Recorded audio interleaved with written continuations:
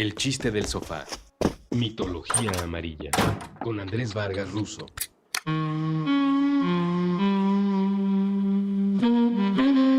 Puentes. Dando vueltas por el mercado de intercambio, Bart y Lisa encuentran un disco con su papá en la portada. Homero les cuenta cómo en el verano del 85, junto al jefe Gorgory, el director Skinner y Apu, formaron un cuarteto vocal. Por sugerencia de su manager, reemplazaron a Gorgory por Barney, que tenía una voz maravillosa de tenor, y se hicieron llamar Los Borbotones. Inspirado por Marsh, Homero compone Bebé a bordo, que se convirtió en un éxito tremendo por el que ganaron un Grammy y Homero pudo conocer a George Harrison. El meteórico ascenso de la banda duró poco, pues Marsh se quejó con Homero por su ausencia. Además, entre los miembros del grupo empezó a haber desacuerdos sobre las letras y las canciones. Después de 5 semanas y media, la banda se deshizo.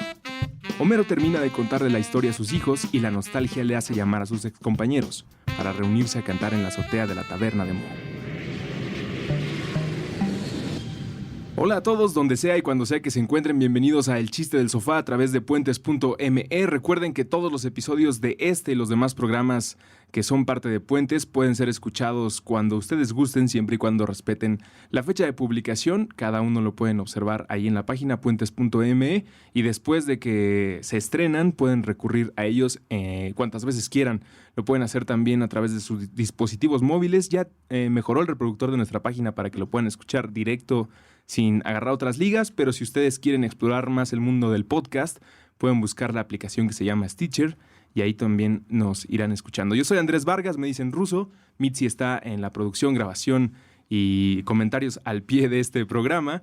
Y hoy tengo a un invitado muy especial, porque es el primero además que contacto porque le interesa el programa. Tenemos amigos en común a través de Facebook, pero sí fue de los que levantó la mano de qué buena idea, a mí me encantan los Simpson y vamos a reunirnos para platicar, que además tiene mucho que ver porque eres músico. Sí. Entonces podemos platicar increíble de este buen capítulo de Los Simpson. Les presento primero a Roberto Palma, 25 años, músico, tocas actualmente en Camiches, ¿cierto? Así es, toco desde hace casi 2 años en Camiches. Y pues bueno, de hecho, pues algo en común en Camiches es nuestro gusto por Los Simpson. A todos nos gusta Los Simpson. Hay ensayos donde no decimos otra cosa que no sea algún gag de Los Simpson. ¿Han utilizado alguna frase o momento de Los Simpson para titular alguna canción? A lo mejor no para titular, pero el año pasado nos fuimos de tour y cada viaje era de algún capítulo de Los Simpson. E incluso hacíamos, para perder tiempo en la carretera, nos hacíamos pregunta de quién es ese personaje. Y algunos de Los Simpson, sí. O sea, siempre un tema en común de diario, de cada que nos vemos, es algún chiste de Los Simpson. Es muy bueno para romper el hielo. Si ustedes van conociendo a alguien que sospechan es fanático de Los Simpson, no hay como tirarle algún chiste y esperar que te lo reboten. Sí, de hecho, a veces es muy raro, ¿no? Porque nosotros así hacemos nuestro... Ya de repente todo es Los Simpson, todo. Y sí, la gente así como que saca de onda, ¿no? Así que, o sea, como, esos chavos, ¿qué onda? Parece que tienen ensayada su rutina, pero sí, de grupo. ¿Cuánto tiempo llevas en Camiches? Camiches es una banda... Yo la conozco porque en estos azares del destino me tocó estudiar con Ramsés, quien es parte de la banda y sigue siendo parte de Camiches. Es una de las piedras angulares de la banda, ¿no? Sí, de hecho Camiches empezó, si mal no recuerdo, en 2007. Hubo varios cambios. Yo conocí a Ramsés por una banda que, tenemos en común una banda que se llamó They Fall Down. Uh-huh. Empecé a tocar con Ramsés y con Sinué hace, 6 años. Y de ahí, pues era un género más como hardcore. Uh-huh. Entonces, Camiches tuvo como malos tiempos como banda y Ramsés decidió como darle tantito tiempo a Camiches para que descansara. Camiches es mucho más suave. Era mucho más suave. Okay. O sea, cuando empezamos ya como banda, al principio yo empecé como baterista de Camiches. Uh-huh. Eso fue hace igual como 3 años. Grabamos un disco que se llamó Dark Days Ahead, que era mucho el sonido de Ramsés, que eran canciones que Ramsés ya tenía escritas. Que eran piano-guitarra, ¿no? Era exactamente, no tenían piano, percusión. guitarra, voz, nada más. Y nosotros ya le metimos ahí como baterías, arreglos de bajo, de voz, etcétera. Hasta este disco que grabamos en el pasado, que se llamó Entre Puentes, Ajá. ya es el sonido de los 4, que somos Mario en la batería, yo me pasé a la guitarra, Sinoé en el bajo y Ramsés en la guitarra y voz. Hasta este disco, bueno, que estamos ya los 4, ya hay un sonido ya como definido que tiene tanto su parte de They Fall Down como de Camiches. O sea, esta es una mezcla, ya no es tan suave, sí tiene esos matices de voz como peculiares de Ramsés, esa afinación o los arreglos que le hace, pero ya con el toque de cada uno. Qué interesante haber visto crecer a Camiches y transformarse en hasta lo que ahora me estás platicando. Lo escucharé. Dejaremos en la bitácora la liga para que puedan escuchar el talento de Roberto Palma. Eres baterista de Camiches, tienes la misma edad que la caricatura, tienes 25 años 25 igual que los años. Simpson. Acaba de pasar la celebración de 25 Sí. años. El buen Julio Martínez se lanzó, ya tendremos un episodio especial del Chiste del Sofá para hablar de esa celebración. Pero lo que nos acontece en este episodio tiene mucho que ver con tu carrera. Eres músico, participas en bandas y además elegiste para platicar con nosotros el cuarteto vocal de Homero, que es este capítulo que, si no recuerdan, y estoy seguro que es de inmediato, pero para los que no, en el que homenajean de algunas maneras a los Beatles y empiezan algo que para la 9ª, 10ª temporada ya era un desastre. En este capítulo, en la 5ª, empiezan a mover cosas de la historia, algunos pasajes, cosas que no recordaban ni Bart ni Lisa de cuando eran más chicos, y de Homero haciendo otro tipo de trabajos y teniendo otro tipo de sueños, que ya para la 13ª ya de Homero inventó el grunge y cosas así, pero este fue uno de los primeros capítulos en los que se volteó hacia la música, como Homero participando ya a nivel industria. El cuarteto vocal de Homero es un capítulo de la 5ª temporada, es el primero, de hecho, se estrenó en septiembre 30 de 1993. Yo iba entrando a la primaria. Sí, tenía 6 años, tú tenías... 4 años. Tenías 4 años. ¿Te dejaban ver Los Simpson? Sí, de hecho, o sea, escogí este capítulo por 2 razones. Mi papá también es músico. Uh-huh. Entonces, mi papá desde muy chiquito, a mi hermano y a mí, mi hermano me lleva 1 año, tiene 26 años, pero desde muy chiquitos empezamos a ver Los Simpson por influencia de mi papá. Y mi papá también es muy, muy fan de los Beatles, así muy, muy, muy fan. Incluso tenemos en la sala, tiene un cuadro así enorme de los Beatles. Entonces, como que me marcó mucho este episodio por lo mismo, ¿no? Que sí entendí, o sea, me entendí con Bart así de, pues ¿a poco mi papá es músico, no? Cuando Ajá. creces y te dices, pues ¿qué onda, no? Mi papá fue baterista, y incluso así ver fotos, o sea, de, no sé, a los 11 años de ver fotos donde yo de pequeño estaba sentado en una batería y mi hermano agarrando una guitarra. Teníamos 2 y 3 años. Entonces sí, como que este episodio sí me marcó mucho. Incluso este episodio lo hemos visto, no sé, unas 60 veces con mi papá. Y ya no sabemos de memoria el capítulo y nos seguimos riendo así. ¿Pero así era los con chistes. todos los Simpson o nada más era porque hacía referencia a los No, Beatles? con todos los Simpsons. O sea, Qué buena incluso o sea, nos reuníamos así los jueves y los domingos, que eran los días de visita de papá. Entonces nos reuníamos y para ver los Simpsons. Eres el primer invitado del Chiste del Sofá al que lo dejaban, e incluso los Simpsons era motivo de reunión familiar. La mayoría, si no es que todos, han dicho que no, pues que era una situación, incluyéndome a mí, era una cosa prohibida. Yo afortunadamente tenía mi tele de pilas, de esas que eran blanco y negro y tenías Como que Bart. moverle, para que no agarra el ruido gris, bueno, la estática en la televisión, y así me tenía que aventar estos capítulos de Los Simpsons. Seguramente no en el 93, porque se tardaban un poco en traerlos. Lo vi por ahí de 94, 95 y lo tuve que ver en la telecita, pero está muy padre la relación que hayas tenido con tus papás y con la música y a través de Los Simpsons. Y como músico, creo que nos ayudaría mucho entender el chiste de B-Sharp, porque en México nos pusieron los borbotones, pero este es un chiste de músico o es una Sí. cuestión musical. Sí, de hecho, o sea, se supone que Skinner dice que deberían de ponerse un nombre que sea gracioso, pero que sea menos gracioso cada vez que lo pronuncien. Exacto. B sharp se supone que es si sostenido. En la escala B sostenido, ¿no? sí, es Exacto, sí, o sea, sí. do, re, mi, fa, sol, la, si. O sea, sí, cada nota tiene un sostenido excepto mi y si. O sea, si no tiene un sostenido. Que sería medio tono. Ajá, que sería medio tono, pero... Imagínense las teclas de un piano, o sea, una octava, que va de do a si. Ujú. Y tienen 5 teclas negras en la parte de arriba que son semitonos. Corrígeme si estoy diciendo Sí, alguna sí. barbaridad. El problema con mi y con si es que no tienen un semitono a su lado derecho como todas las demás. Ujú, exactamente, es medio tono arriba, pero sí no tiene sostenido, ni mi ni si tiene. Entonces, se supone que el chiste en referencias en musical es porque sí no tiene sostenido. O sea, Sería do, sería do. la que sigue, no que ese sea el semitono. Ujú, exactamente, o sea, se supone que tendría que llamarse los dos. Muy elaborado ese chiste de Los Simpson, pero para músicos, y en el caso de tu familia y seguramente para muchos más que nos están escuchando, la referencia, si es que pudieron escucharlo en inglés, era bastante obvia. Y si no, lo de los borbotones, pues también se escuchaba gracioso. Yo recuerdo de niño, ni siquiera sabía que era un borbotón. Me tardé mucho rato y nunca he utilizado el término a borbotones, jamás. Borbotón es agua haciendo burbujas o cuando algo está surgiendo de manera desordenada. Es un término que no se escucha muy seguido. Que de hecho en la familia, o sea, tenemos como el gag así, cuando vemos a alguien así, un músico así como muy vestidito, así tenemos de, un borbotón. O sea... ¿Pero es por Los Simpson? Pues por Los Simpson, ajá. O sea, tenemos como esa referencia ya, así, ese parece borbotón. En vez de no sé, rockero, así, y ese borbotón, o sea...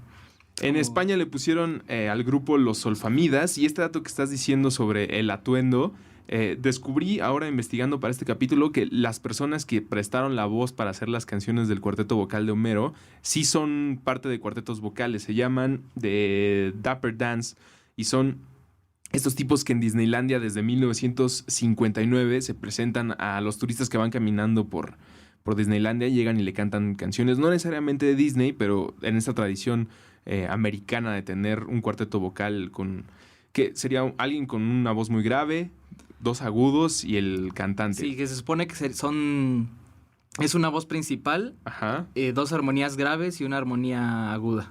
Ok.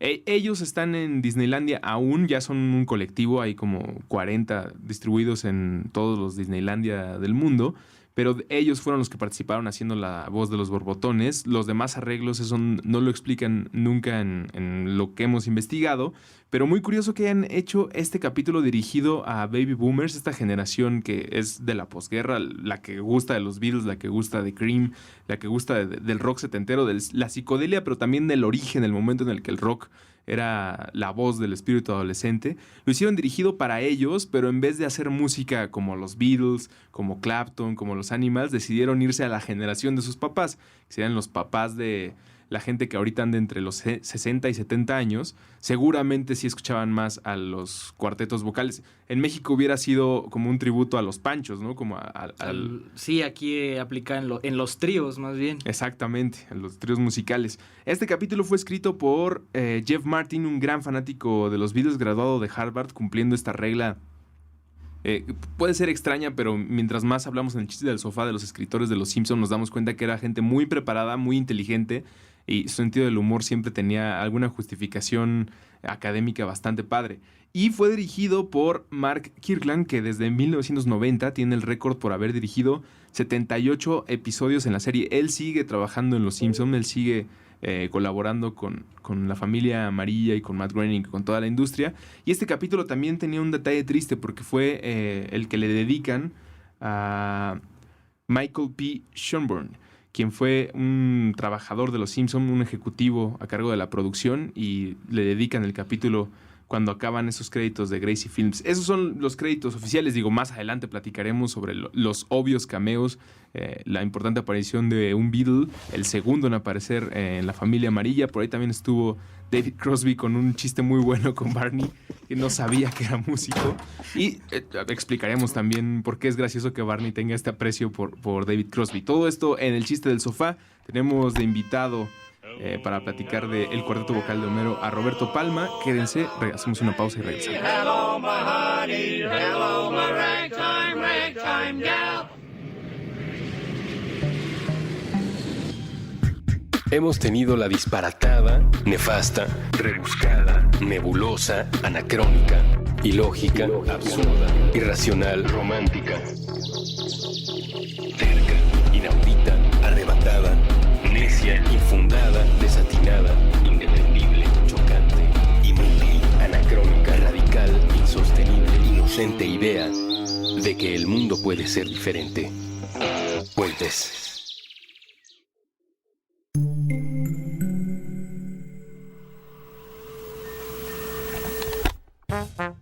Subtexto. El arte de leer entre líneas. Con Magali Urquieta.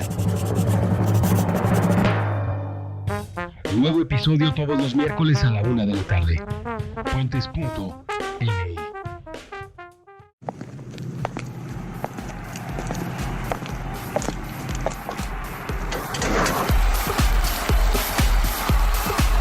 En contradicción del aislamiento. Puentes.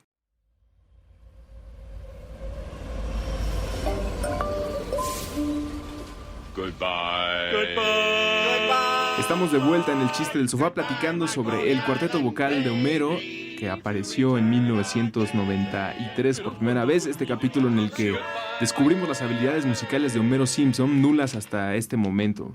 Vamos a platicar un poco sobre los datos generales, eso ya los dijimos, los datos curiosos, si te parece bien, querido Roberto. En este capítulo descubrimos que el jefe Gorgory tiene otro nombre, que en español es muy curioso. A veces sí he llegado a escuchar que le dicen Clancy, pero los gritos han sido de Celso.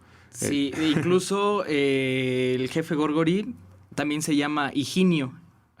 En ese capítulo también, si no me equivoco, la esposa le dice Higinio. Entonces, se supone que Clancy hace como burla a Tom Clancy. Al que es escritor exactamente, porque se supone que el jefe Gorgory es un genio policía e investigador, lo cual es como el chiste ahí, ¿no? De Clancy. Tom Clancy es un gran escritor de, pues no es novela policíaca, es como detective, Guerra Fría. Ustedes lo reconocerán si les suena el nombre por muchos videojuegos que llevan su nombre, que son adaptaciones de sus obras o algunas de sus historias fueron adaptadas para que aparecieran como videojuegos y todos empiezan como Tom Clancy. Y Splinter Cell, por ejemplo, es uno de... Exactamente, Splinter era el que me estaba tratando de acordar. En este capítulo también ocurre otro de estos juegos de nombres y mezclas mexicanas con la familia amarilla, cuando Moe está vendiendo las ostras, que está vendiendo ostras de Verónica Méndez y Lucía Castro, que pues, lo que hicieron fue cruzar los nombres de Verónica Castro y Lucía Méndez, quienes tienen una enemistad telenovelera legendaria en este país. Y en realidad Moe estaba haciendo burla de I Love Lucy, una serie que sería... ¿Cuál sería el equivalente mexicano a I Love Lucy? ¿Tendría que ser como Chabelo? No, bueno, había Sergio Corona, este actor ahora ya calvo y barbita, que ahora veo tiene una obra con el Loco Valdés, como de esa época de la televisión mexicana. En Estados Unidos había un show que se llamaba I Love Lucy, con una señora que le pasaban muchas peripecias, si no mal recuerdo era una cocinera, y Moe está vendiendo estas ostras pintadas en el mercado de intercambio, que también aparecen unas cosas maravillosas. Homero se acerca a una caja de 5 centavos donde están rematando algunas antigüedades y se encuentra mínimo con 3 que son sueño dorado de coleccionistas, valuadores o ñoños. Por ejemplo, se encuentra un acta constitucional de Estados Unidos, 1777, la descarta. Se encuentra un Superman, el número 1 de exactamente. Superman, que de hecho... de esta historieta del número 1 de Superman, hay un actor, no recuerdo cómo se llama este actor de Estados Unidos, que él es de los únicos que tiene un número 1 de Superman, así el original, que este cómic está evaluado así en $50,000. 3.2 millones de dólares, según estoy revisando por acá en una cápsula de internet, una píldora de internet. 3.2 millones ese número 1 que Homero descartó por 5 centavos en el mercado de intercambio de Springfield. También se elevaron unas estampillas postales que están, lo explican en algunos comentarios que leíamos. La gente que colecciona estampillas busca mucho las que fueron impresas al revés. Tuvieron un error porque se vuelven como una cosa, una rareza del coleccionismo. Y también deja ir un violín Stradivarius que es una pieza pues única. Tú tendrás más información. Se supone que la última subasta de un Stradivarius fue en 2011 y se vendió por $17 millones. ¿Cuántos Stradivarius hay? ¿Cuál es la historia de estos violines? Que había... se supone que los fabricaban... No son así como los mejores violines, porque obviamente ya hay mejores instrumentos, pero eran violines...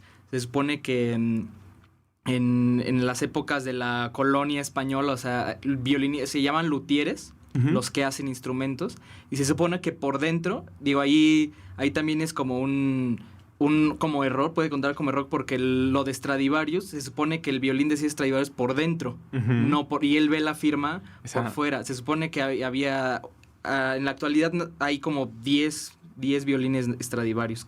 Entonces, y son para coleccionistas. Obviamente hay violines que suenan mucho mejor, pero este sí es así como por la construcción y por, digamos, como la tradición que tiene Stradivarius, que se supone que es Antoni Stradivari, porque se llaman Stradivarius. Él era un músico así virtuoso de hace muchísimos años, entonces él fue el primer realizador de un Stradivarius. Y hay ya, digamos, como colaboraciones con varios violinistas, pero con el sello Stradivarius. Existía la leyenda urbana de que en México había un Stradivarius en el Monte de Piedad, de un señor que lo único que pidió, estaba muriendo de hambre, lo dejó, era irlo a tocar cada semana para que no se echara a perder el instrumento. Nunca he podido corroborar si esa información es cierta o no, pero he conocido a varias personas que escucharon al señor presentándose, le ponieron una tarimita ahí en el Monte de Piedad, en el centro histórico, y dicen que se subía a tocar un Stradivarius. No lo sé, creo que podría dudarlo ahora que sé que hay tan pocos en el mundo, pero es México, todo puede pasar. Otra referencia a la alta cultura, el número de máscara de Skinner cuando está platicando con Sherman sobre su presión en Vietnam y cómo pasó tantos años traumatizantes, que es algo que además destruye, y eso me molesta muchísimo, la aparición del verdadero director Skinner. Cuando llega el real, quiere decir que todo lo que Skinner nos contaba sobre el sufrimiento de Vietnam no ocurrió. Eso a mí me molestó un poco, aunque ese capítulo me fascina, donde están los dos directores. El número de máscara que Skinner se pone, este bote con una rejilla que permite, que lo deja ver cuando está platicando con Sherman, el número es 24601, que es el mismo número de preso de Jean Valjean, el personaje protagonista de la novela Los Miserables de Víctor Hugo. Ahora, dejando las referencias de alta cultura, vamos con un detalle que también tienes un dato ahí bastante especial, que es a Alvin y las ardillas. Lo menciona el hombre gordo de las historietas, a Bart. Fue parte de la fiebre por los roedores en la década de los 80. Acá en México existían Lalo y las ardillitas. Aquí en México fue un hit, que a mí me tocó incluso. Fue Lalo Guerrero. Lalo Guerrero y las ardillitas de Lalo Guerrero. Ajá. Así se llamaban. Era un cassette, yo lo tenía en cassette, tenía como 12 canciones. Se supone que ahí el Alvin se llamaba Pánfilo. Pánfilo. Era el... Y le gritaban igual que a Alvin. Sí, exactamente. ¡Pánfilo! Y en este caso, Melvin, en el capítulo, en el episodio, que es Melvin y las ardillas cuando le están escuchando, le grita, se oye la voz como de un anciano gritando Melvin. Hay como una referencia del Alvin y las ardillas. En cuanto a los Grammys, cuando los borbotones ganan un Grammy, encontré así como un dato curioso que los escritores hicieron como referencia a los Grammys porque Alvin y las ardillas en su tiempo ganaron 5 Grammys seguidos aparte. Entonces hay del escritor Mark Kirtland, ajá, que fue quien que se le hacía como chusco eso, ¿no? Que decía, ¿cómo puede una banda que no existe ganar 5 Grammys? Entonces por eso su menosprecio a los Grammys. Y cuyo talento es la alteración de la voz, ¿no? Es una moda, sí fue una moda en los 80, que llamaba la atención nada más por hacer más agudo un procesamiento de voz. ¿Tiene algún nombre en específico, Mitzi, este tratamiento de voz para que suenes como el morro? ¿Te acuerdas del morro de la Z, de dónde era? Pero te ponían, ¿qué era? Aumentar el pitch, era un filtro especial.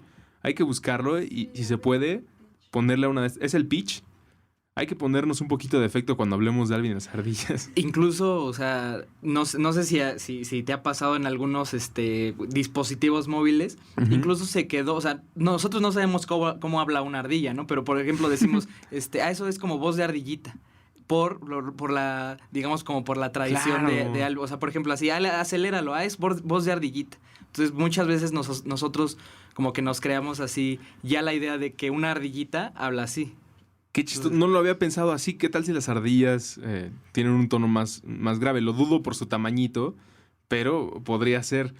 Hay un misterio perdido ahí en Los Simpson que también estuve buscando en foros. Encontré varias explicaciones sobre el uso de los apellidos, porque Vélez lo utilizaban mucho por Humberto Vélez, Archundia porque alguno de los que doblaba voz también.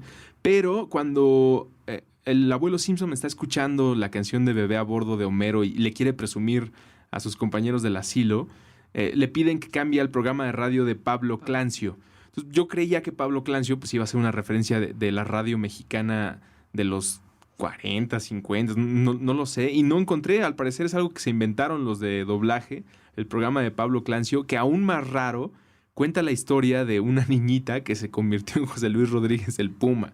Nunca sabremos, hasta que tengamos acá a los actores de doblaje, si fue un error al decir niña en vez de niño, o si en verdad quieren hacer burla de José Luis Rodríguez el Puma, porque no fue la primera vez que se burlaron de este cantante latinoamericano. No es mexicano, ¿verdad? Creo que es de Venezuela o de algún otro país, pero mexicano no es.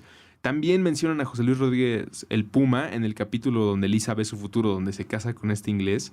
Dicen que es muy peligroso José Luis Rodríguez el Puma. No sabemos si era un chiste local de los artistas de doblaje de Los Simpson, cuyo trabajo seguimos respetando y valorando. Los Borbotones están nominados en los Grammy que mencionabas. Hay no solamente hay 3 chistes, según yo, en el que ven a los Grammys como una basura. Uno es cuando el que comentabas de Alvin y las ardillas, cuando Homero se deshace de su Grammy dándoselo al camarero y el camarero lo avienta. Y también cuando los Borbotones ganan los Grammy, le ganan a Aretha Franklin porque están nominados en Mejor Disco Hablado, Cuarteto Vocal y otra categoría. Soul. Y Mejor Soul. disco Soul, hablado y cuarteto vocal. Exactamente, que también es burla a cómo siguen estando clasificadas las categorías de los Grammys. Recordemos entre sus pecados más grandes haber dado a Jethro Tull el Grammy a Mejor Disco de Metal cuando Metallica estaba nominado por el negro, ¿no? Era el Black. El Black Album. Que podremos tener muchos pensamientos sobre el Black Album de Metallica, pero definitivamente fue un logro tener al productor de Motley Crue con el sonido, las letras y la pesadez de Metallica. Y que aparte Jethro Tull era más onda rock psicodélico, que no tenía nada que ver con es como rock del bosque, ¿no? De elfos, sí, de flautas, de animales místicos. Los Borbotones están nominados junto a Aretha Franklin, un científico que también estuve buscando quién era. Cuando aparece en esta ventana mosaico donde están los Borbotones, está un científico con su pipa leyendo un libro, un cuarteto vocal de verdad que parecen como Beto se llamaba, el de los Muppets Baby, el que hablaba como mi, él. Y también sale Aretha Franklin, ganan los Borbotones. Y ya mencionábamos la dedicación de este episodio para una de las personas que trabajó hasta 1993, fecha de su deceso, Michael P. Schonburn, un ejecutivo de Los Simpson, fue homenajeado.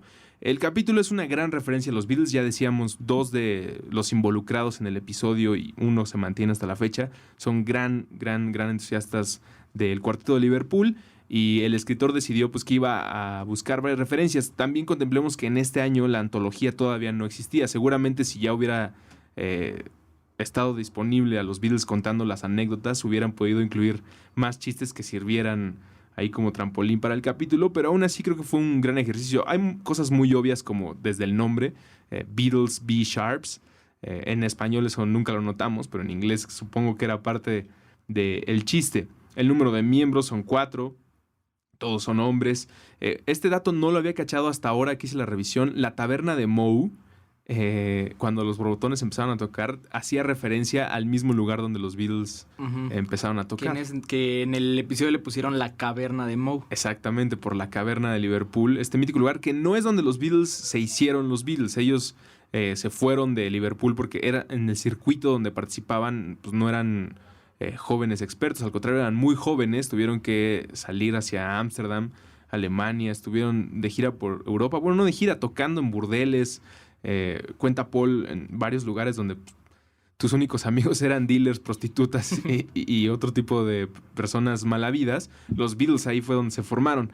Barney reemplazó al jefe Gorgory y este es un chiste de fan. Los Beatles tuvieron un baterista antes de Ringo que se llamaba Pete Best, que tiene una biografía bastante cotorra que se llama The Best of the Beatles, utilizando su apellido.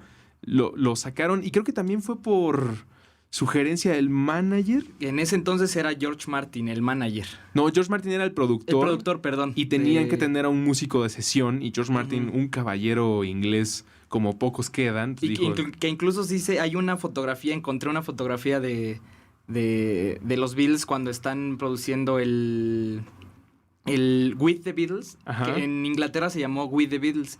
Cuando lo llevaron a Estados Unidos se llamó Meet the Beatles. O sea, cambiaron el nombre. Incluso el arte de la portada medio lo cambiaron.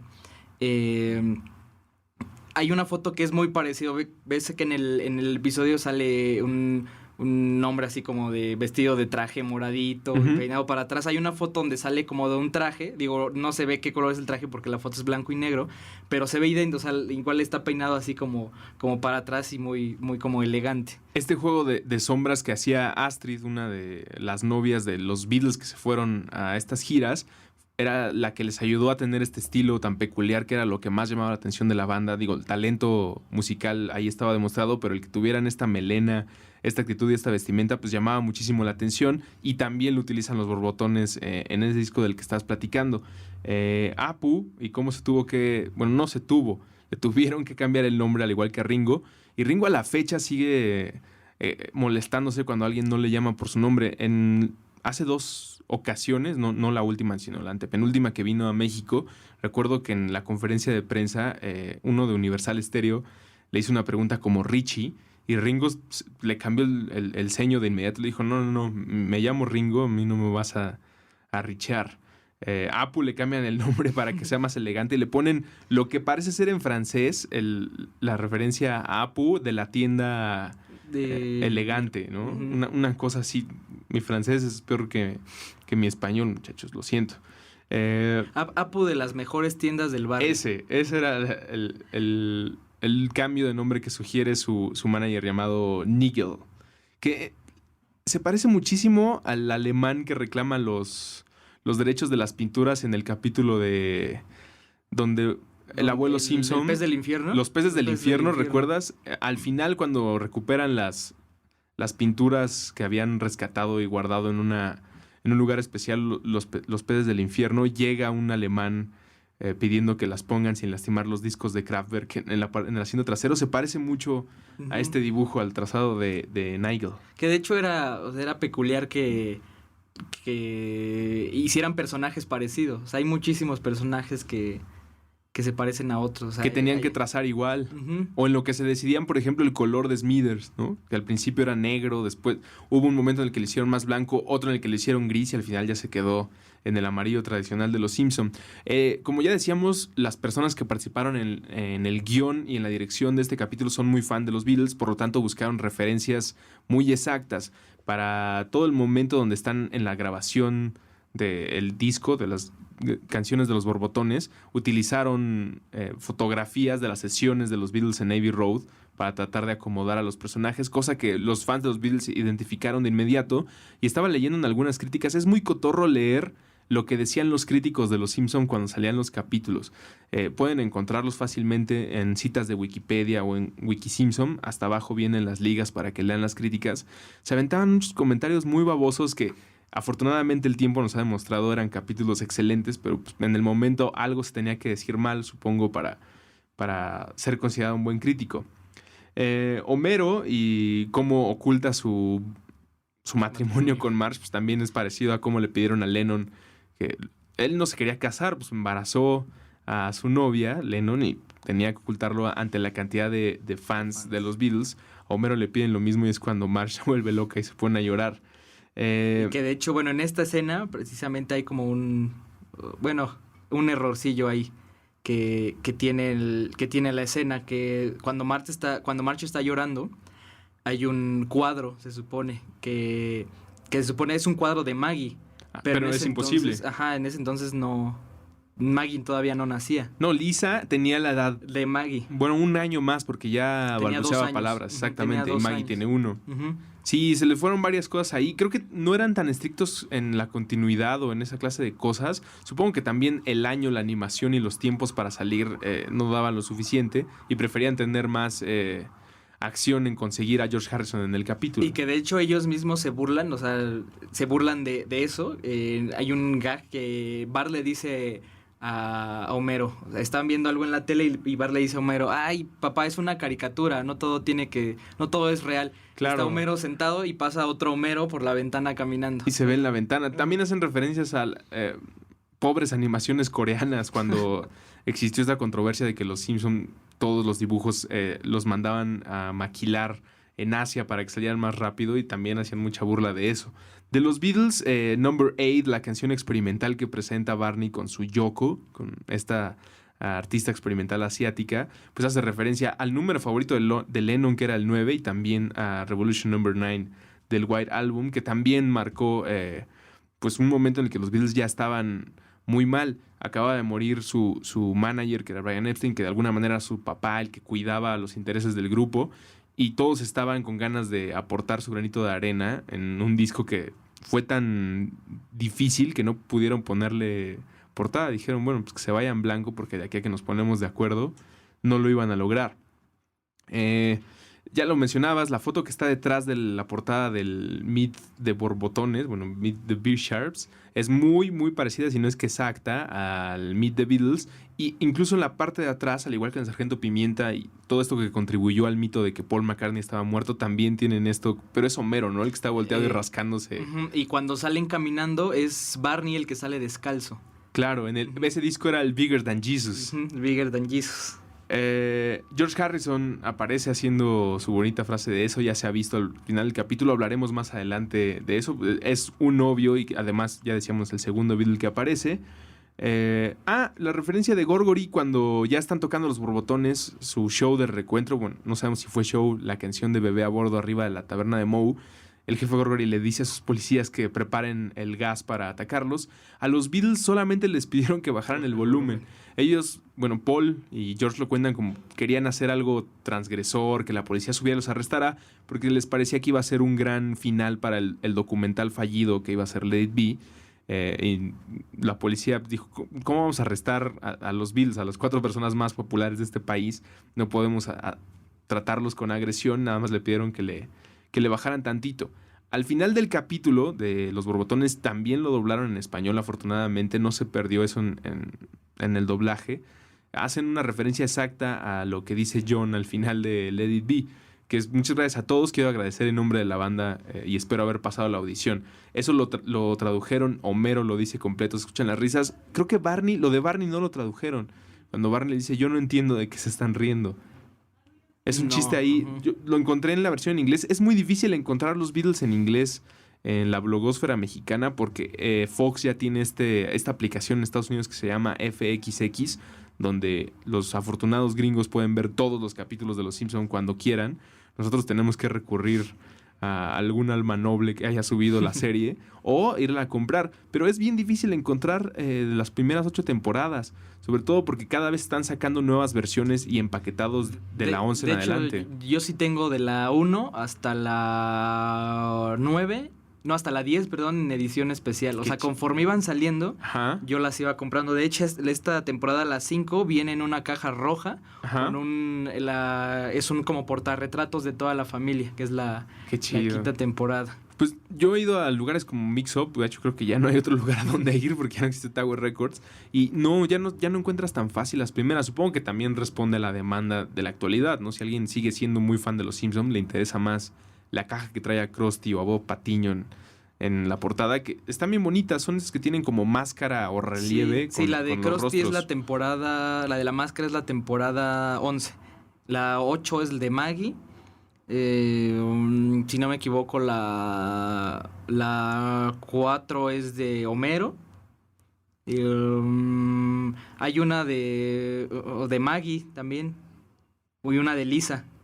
No recuerdo cuál es exactamente el número, pero sí, conforme las iban saliendo, ya iba yo a... Una del hijo de Gorgory, ¿cómo se llama? De Rafa. De Rafa. Mi favorito. ¿Quién es tu favorito de Los Simpsons? Milhouse. ¿Milhouse? Sí, de mi favorito. Es o Milhouse o el abuelo. Mi hermano y yo hicimos así como un análisis, así de, oye, ¿quién es el personaje que cuando sale, tiene los chistes más graciosos. Y fue entre Milhouse o el abuelo. De los menos que no nos dan tanta risa es Bart. Yo siguiendo tu análisis, para mí serían Rafa Gorgori y Willy. Willy el escocés. Willy el escocés me hace reír a la fecha. Y en inglés y en español, porque hay muchas cosas que tradujeron, pero se pierde el tono escocés, perdón. Y me encantan esos dos. Deberíamos hacer encuesta y ponerlos en un gran numerado de los que han venido al chiste del sofá para ver quién gana al personaje favorito. La aparición de Harrison, ya decíamos, pues es significativa en muchos niveles. ¿Por qué? Porque creo que es el único otro lugar. Faltó Lennon, fue asesinado en 1980, pero es tal vez la única caricatura que ha tenido a los tres Beatles participando en diferentes ocasiones. Antes de Harrison ya había estado Ringo en este capítulo donde Marge... Bueno, conocemos la historia. Marge estaba enamorada de Ringo Starr, al igual que la mayoría de las fans de los Beatles. Ese es dato curioso. Ringo recibía más cartas que todos los demás, más que Paul, más que John, más que George. Y en algunos días platica Frida, quien era su secretaria. Hay un documental bien padre en Netflix que se llama Good Old Frida. Dice que Ringo a veces recibía más que los otros tres. No sabemos por qué. Era el mayor de los cuatro, pero... definitivamente no era ni el más lindo, ni el más inteligente, ni el mejor baterista en los Beatles, dicho por Paul y John. Ringo apareció en el capítulo de 1991, 2 años antes de Pinceles con Alma, perdón. Y Paul aparece en Lisa la Vegetariana, que ocurrió mucho después, con la condición de que uno de los personajes se volviera vegetariano el resto de la serie. Paul, no que sea un tirano, pero estaba mucho en este rollo en ese momento junto a su esposa de ya no comer carne y respetar la vida de los animales, y aceptó la invitación para participar en la caricatura siempre y cuando un miembro de la familia... Primero la negociación era que un personaje de la caricatura se volviera vegetariano.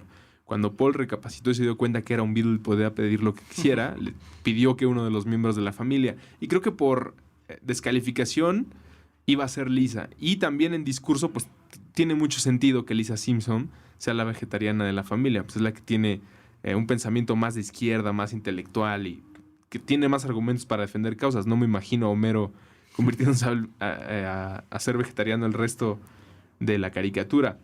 Cuenta Groening en los comentarios del DVD de esta temporada de las 5 cómo fue el encuentro con George Harrison. Querían mantenerlo todo como un secreto, pero nadie le dijo a Matt Groening que iba a ser un secreto. Entonces solamente sabía el director y el productor, y cuando llegó... y Groening lo vio, dice que regresó a donde estaban las demás oficinas, les dijo, oigan, acabo de conocer a George Harrison, lo cual causó un tumulto. Todos se arrimaron con George para tratar de platicar con él. ¿Qué le dices a un Beatle? Yo no sé qué haría si un día tengo enfrente de mí a Ringo o a Paul. O sea, no sabría cómo empezar a platicar o qué expresar, si agradecer, abrazar. La mayoría estaba haciendo preguntas de los Beatles, que según cuentan en este comentario del DVD, incomodó muchísimo a George Harrison, quien llegó solo, sin guardaespaldas, sin su familia. Llegó estacionó su coche, iba a hacer sus 3 o 4 líneas y le cambió el ceño, según dice Matt Groening, hasta que le preguntó por Wonderwall. Por All Things Must Pass. Acá tenía el dato del disco, porque casi nunca le preguntaban por su música. Siempre era de los Beatles y de ahí le cambió el ceño. Dicen todos los que trabajaron en el capítulo pues que fue un placer conocerlo, pero creo que incluso si hubiera sido un grosero, un pelado, pues ¿qué le dices? Es una de las guitarras de los Beatles, no puedes comportarte de otra manera. ¿Tú qué harías si conoces un día un Beatle? Por los de los que nos quedan. No sé, o sea, es que es eso, ¿no? O sea, y no nada más a lo mejor a un Beatle, no sé, a lo mejor a Kurt Cobain. No sé qué haría yo al tenerlo de frente. O sea, no sé si llorar o reír. Está difícil. Yo he pensado mucho, por ejemplo, con George Lucas. Escuchan Alianza Rebelde los viernes en Puentes. Lo primero que haría sería darle mi dinero, porque ya me tiene muy acostumbrado a, en cuanto veo algo en Star Wars, pues saco mi cartera y empiezo ahí a soltar. Y lo segundo sería meterle un chingadazo, fácilmente. ¿Por qué hiciste las precuelas? Pero ya me estoy desviando, ya me estoy yendo a tema de viernes a las 9 cuando estrenamos una Alianza Rebelde. Vamos a hacer otra pausa en el chiste del sofá y regresamos para platicar de algunos errores que encontramos en este capítulo y la trascendencia de los Simpsons, la música y lo que nos gustó más del cuarteto vocal de Homero. Regresamos. My Adeline.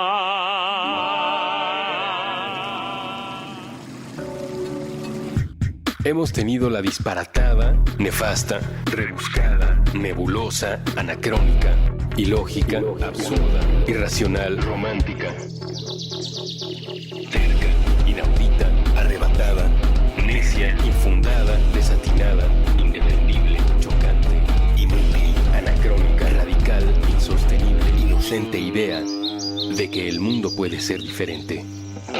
Puentes.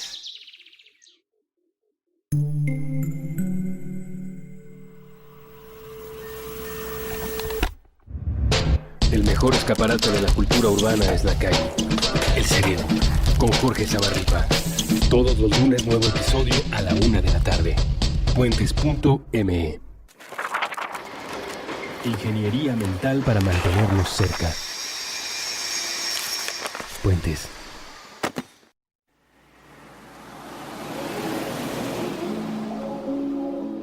And a one, and a two, and a three. Boom, boom, boom. Baby on board. Seguimos en el chiste del sofá, mitología amarilla. Estamos platicando muy a gusto sobre el capítulo del cuarteto vocal de Homero con Roberto Palma, quien es músico y nos está platicando del legado que ya tienes, nos decías, por tu familia, de los Simpsons y la música, y has elegido un buen capítulo. Yo estaba un poco nervioso y tengo que admitirlo, porque este es uno de mis capítulos favoritos, porque los Beatles es definitivamente mi banda favorita. Bueno, sí, es mi historia de banda favorita. La música puede ser cuestionable, pero tenía miedo de hacer el capítulo sin conocer al invitado, y agradezco mucho que hayas decidido este capítulo para venirlo a cotorrear. Ya platicamos sobre la participación de George Harrison, ya hablamos sobre cómo se fue dando la banda de Homero. Ahora hablemos igual de las canciones. Es importante recordar los temas y la discografía de las 5 semanas y media en la que los Borbotones fueron héroes musicales, no solamente de Springfield, sino del mundo. Sus discos tuvieron 2, el Meet the B-Sharps, que es el que ya platicamos de la portada, que hace parodia al Meet the Beatles, y el Bigger Than Jesus, que muy rápidamente enseñan esta portada en la que bien apuntabas. Es Barney el que sale descalzo. Es el segundo de... Bueno, sí, el de izquierda a derecha. Pero si ubicamos a los 4 Borbotones con los 4 Beatles, serían Apu es Ringo, ¿no? Uh-huh. Skinner es George. Uh-huh. Y eso lo podemos deducir por el momento en el que los entrevistan en el aeropuerto. Le hacen las mismas preguntas que a George. Uh-huh. Se ha dicho que usted es el gracioso. Es Sí, es Skinner, ¿no? Sí. Homero sería Paul. Porque Tendría que ser Paul. Tendría que ser Paul, porque descartaríamos, gracias a que Barney nos presenta a su novia artista conceptual, que es Yoko, por lo tanto él es John. Él es John. Uh-huh. Y también que la canción Baby on Board sería una canción de Paul McCartney, no sería de ninguna manera de Lennon, ni de George, mucho menos de Ringo. Si los ubicamos así, ya sabemos ahora cuál sería la personalidad. Y del jefe Gorgory, también importante, no tiene mucho la personalidad de Pete Best. Creo que más bien su participación ahí es como el chiste rápido y gracioso. Lo tratan como perro, uh-huh, cuando Homero lo va a abandonar. Se disfraza para volver a entrar en la banda, no lo dejan estar. Trata de arrestarlos a todos cuando están firmando el acuerdo de cómo se van a llamar. Se la pasa muy mal el jefe Gorgory en este capítulo, definitivamente. Las canciones de los Borbotones, Hello, que es la primera que les escuchamos, es la que están ensayando en la caverna de Moe. ¿Quién es su público? El que les está chiflando. ¿Es Barney? Barney, el que le... Sí, incluso hay ropa interior y hay rosas y y hay dinero, y el que las está tirando es Barney. Es Barney. Goodbye My Coney Island Baby. Esa también la escuchamos con las 2 voces, con la del jefe y con la de Barney, ya que están participando. Y esa también es la que le cantan a la Estatua de la Libertad, ¿no? Bueno, la que cantan antes de hablar. De que Homero le dedique la canción a una mujer de tantas toneladas y alguien brinque del barco. Una gigante nos va a matar a todos. Sweet Adeline es la más lenta de todas, sería la balada, ¿no? De hecho, la Sweet Adeline es cuando se presenta a Barney ya como integrante de los Borbotones en la caverna de Moe. Exacto, cuando la gente está reclamando por el jefe Gorgory y cuando escuchan la primera entonación de Barney, cambia completamente el panorama. Baby on Board es el éxito, la canción que hace Homero por una señalética que le muestra a Marge para anunciar que llevaban a Lisa de 2 años, en el coche y Homero empieza a componer la canción Baby on Board. Surgeon General es otra de las canciones. Esta es la que están grabando con Seymour en el banjo, Sí. en una de las tomas del estudio que hace referencia a Abbey Road. Y la última, no sé si debería ser considerada canción, pero pues tratando de respetar el legado de los borbotones, tenemos que mencionarla, que es Number 8, este track experimental que graba Barney con... ¿Cómo se llama? Nunca dicen el nombre, ¿verdad? No. De la Yoko. No, nada más está Barney con su nueva novia, la artista experimental japonesa. No sabes cuántas veces he llegado a un bar a pedir lo mismo que esa artista y muy pocas veces me han pescado el chiste. Que me puede dar un poco de perfume de hombre con una cereza flotando en un sombrero. De hombre. No, muy pocas veces me han cachado ese chiste. Esas son las canciones y la discografía de los borbotones. Importante mencionar los errores, no porque nos molesten, sino porque tienen algo de curiosidad y que nos ayudan a contar el contexto en el que apareció este capítulo en el 93. El nombre de la banda, The B-Sharps, en la iglesia aparece mucho antes de que decidieran el nombre. Cuando Homero está contando cómo fue el ascenso de la banda de estar tocando en la caverna de Moe. Después vemos presentándose en la cárcel cuando le apuntan al jefe Gorgory entre las cejas con una piedra. También vemos una participación en la iglesia en la que Flanders incluso se ve pues, espantado que esté Homero y un cuarteto tocando algo que no es parte del ritual católico. Bueno, no son católicos, son Cristianos. Son cristianos. Y ahí aparece el nombre Los Borbotones hoy en la iglesia, cuando no debería aparecer porque ahí todavía no tenían ese nombre. También aparece el perro Huesos el ayudante de Santa. Aparece en la cocina. Esto no debería ocurrir porque sabemos, incluso el primer capítulo de Los Simpsons se trata de encontrar a Huesos y esta relación con la familia. Se les fue eso también ahí. Homero... es lo que estábamos diciendo del perro, Homero y el adopte del ayudante de Santa. Cuando Marge está llorando, que fue el que mencionaste, ya vemos un retrato de Maggie Simpson, cuando no debería de haber porque Maggie todavía no nacía. Y muy, muy interesante, extraño y digno de análisis que MC Hammer esté en los Grammys del 85, cuando MC Hammer apareció hasta mucho después, que creo que puede ir por la línea de lo que decías de esta burla de los Simpsons con los Grammy, que después, no sé si, creo que ya es rebasando la 10ª temporada, meten otro chiste un disclaimer en la pantalla que dice: queremos aclarar que los productores de los Simpsons ni siquiera consideramos al Grammy un premio. Y de hecho, MC Hammer hacen otra referencia cuando Homero compra la mansión de MC Hammer y que le cambia la letra de... Es tiempo de Homero. Claro. Sí, a MC Hammer también se lo agarraron de bajada y aparece en el capítulo del Niño Yo No Fui. Es el productor de la canción de Bart. Yo No Fui. Sampleando el Can't Touch This de MC Hammer. No me acordaba que tenía tantas apariciones. Creo que eso, mientras más avance el tiempo, será recordado como... Qué curioso que los Simpsons le hayan puesto atención a una estrella que fue muy grande en su momento, pero que a la historia no le aportó nada, dado que los Simpsons, su legado es gigante. Se nos estaba yendo también platicar de David Crosby. David Crosby es pues ya podremos decir, mítico cantante de country, de casi spoken word, una entonación muy bonita, pero también tiene este rollo del alcoholismo y el uso de drogas fuertísimo. De ahí el chiste que cuando Barney lo conoce arriba del escenario de los Grammys, eres mi héroe. Que se supone que David Crosby en esos años fue cuando empezó su rehabilitación. Cuando empezaron a hacer ese capítulo en el 93, fue cuando empezó una rehabilitación y se supone que por eso le dice así como, ¡ay, eres mi héroe! Y él le contesta, ¿te gusta mi música? ¿Eres músico? ¿Cuál es la voz más fácil de hacer en tu entusiasmo por los Simpson? ¿Cuál es la que viene a ti más rápido? Para mí es la de Barney y el jaja de Nelson. ¿Tú tienes alguna imitación rápida? ¿O quién es el que te sabes el tono perfecto? Porque a mí me pasaba que a Marty le cambiaban muchísimo la voz. Cada capítulo lo agarraban diferente, pero nunca, doy el tono perfecto del ja, ja. No se me puede olvidar. Sí, yo creo que ese, y es que también a Milhouse también le cambiaron la voz en varios episodios. Y yo creo que la imitación más que me sale así que doy el tono es la de Hola Miguel. a la abuelita de Flanders en el capítulo de cuando Bart vende su alma. En el capítulo en el que Bart vende su alma.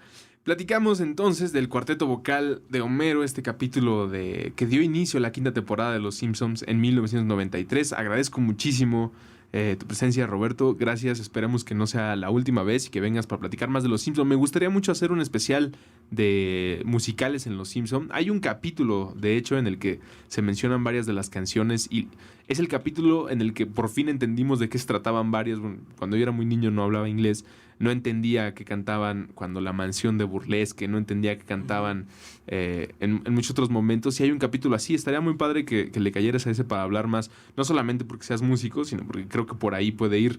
En tu ranking de top 5 de episodios de Los Simpsons, ¿lo tienes claro? O el top 3 mínimo, de cuáles son los que más te gustan. Este de los borbotones. Yo creo que los borbotones sería el número 2. Ajá. Yo me quedo con la casita del terror, creo que es la número 6, donde hacen una parodia del Resplandor. Creo que ese es de mis capítulos. Es buenísimo. Capítulos favoritos. Yo creo que el primer capítulo, híjole. No, yo lo tendría difícil, sí lo pensaría. No puedo decir así un número 1, porque ahí tengo muchísimos favoritos. ¿Hay alguno de las primeras 9 que te desagrade? Que cuando lo prendías en el 7 y empezabas y decías, no, puedo ponerle a Dragon Ball. Los que no me gustan son los de cuando recuerdan, así, de que el capítulo se trata únicamente de recordar capítulos anteriores. Ya, como el que estaba diciendo de las canciones. Bueno, está justificado porque nos tradujeron al español, pero sí. Todas las canciones. De hecho, creo que uno de mis capítulos, yo creo que el número 1 es cuando Bart intenta, cuando desafía la muerte. Eso, yo creo que el gag de cuando Homero se cae y lo llevan a la ambulancia y luego se estrella la ambulancia contra el árbol y se vuelve a caer, creo que es de mis momentos favoritos de Los Simpsons. Estos chistes de repetición, lo platicábamos en otro episodio del chiste del sofá, tienen también que ver con los tiempos oficiales que tenía que cumplir Los Simpsons. Cuando sabían que no iban a llegar a los 22, 20 minutos que tenían junto a los comerciales, decían, bueno, pues que Homero se lastime otros 30 segundos porque vamos tarde y esto se tiene que entregar a la de ya. Pero eran como, o sea, yo creo que se volvieron clásicos. O sea, esos, al menos para mí ese episodio sí es como un clásico de Los Simpsons. Perfecto, los recordamos ese y creo que del 1 al 10, todos con mucho cariño. El mío favorito yo creo que sería Homero Gordo. Me encanta Homero Gordo. Ya platicaremos de él en el chiste del sofá. Muchas gracias por acompañarnos, Roberto. No, a ustedes. Gracias a Mitzi que estuvo en los controles, en la grabación, en la operación y las notas al pie de este episodio del chiste del sofá. Que ya decidimos, le vamos a poner Bebé a bordo. Quédense en puentes.me, escuchen todos los programas que tenemos para ustedes con varios temas en cada una de las entregas. Puentes.me, esto fue el chiste del sofá. Well, bye.